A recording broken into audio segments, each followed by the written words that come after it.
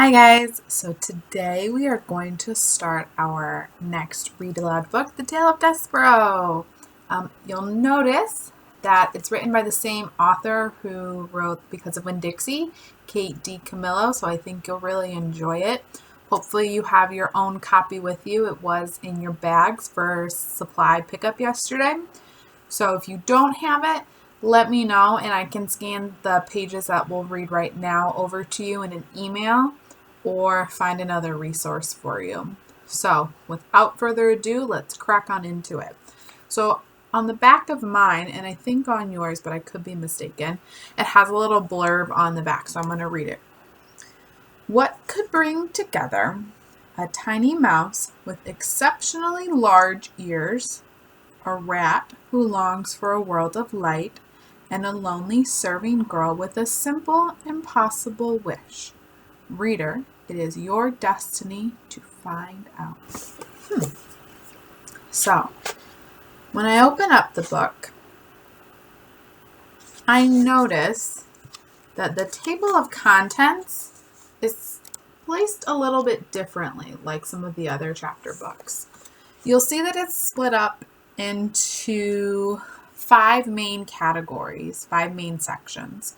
So it says book the first, so kind of the first half of the book. Then you have a second part, third, and fourth. And then there's that fifth part, which is called coda. And if you've played an instrument or you know how to read music, coda means the end.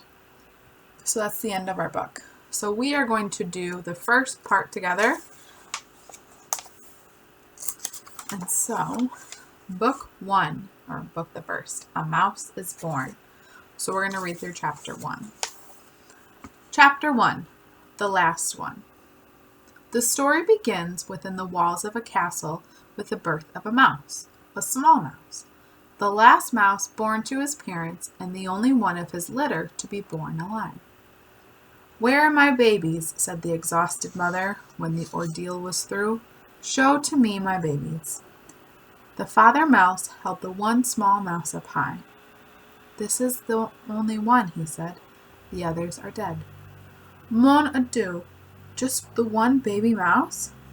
"Just the one." "Will you name him?" "All of that work for nothing," said the mother. She sighed. "It is so sad. It is such the disappointment." She was a French mouse who had arrived at the castle long ago in the luggage of a visiting French diplomat. Disappointment was one of her favorite words. She used it often. "Will you name him?" repeated the father. "Will I name him?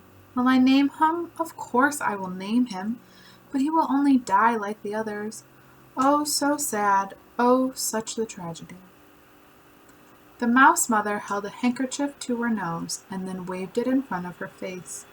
She sniffed. "I will name him. Yes, I will name this mouse Despereaux, for all the sadness, for the many despairs in this place. Now, where is my mirror?" Her husband handed her a small shard of mirror. The mouse mother, whose name was Antoinette, looked at her reflection and gasped aloud. "Tulise," she said to one of her sons, "get me for my makeup bag. My eyes are a fright." While Antoinette touched up her eye makeup, the mouse father put Despereaux down on a bed made of blanket scraps. The April sun, weak but determined, shone through a castle window, and from there squeezed itself through a small hole in the wall and placed one golden finger on the little mouse. The other older mice children gathered around to stare at Despereaux. "His ears are too big," said his sister Merlot. "Those are the biggest ears I've ever seen." "Look," said a brother named Furlough. "His eyes are open. Pa, his eyes are open. They shouldn't be open." It is true. Despereaux's eyes should not have been open, but they were. He was staring at the sun reflecting off his mother's mirror.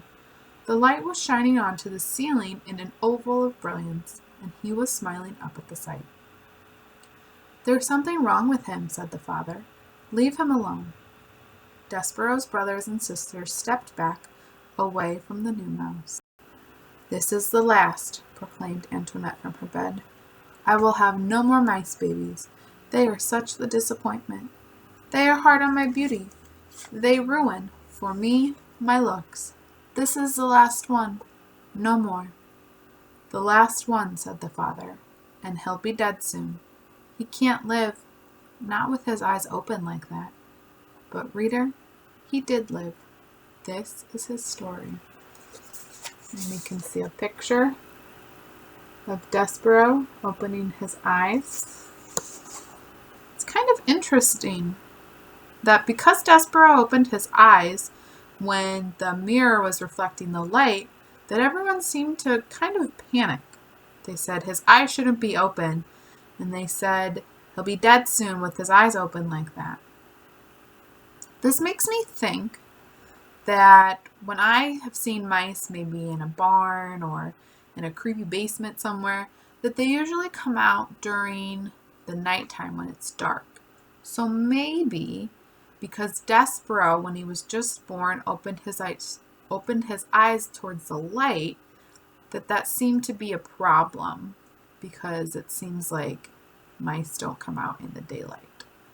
So today, for your reading work, you have a few vocab words that I want you to look up. You can use a regular dictionary if you have one, or I'll provide some online dictionary websites for you as well. But I want you to look up these words, because as we go through the next couple chapters, those words will come up, and they might not be something that you know what it means or something that you've seen before in a book. So, good luck. We will continue with chapter 2 tomorrow.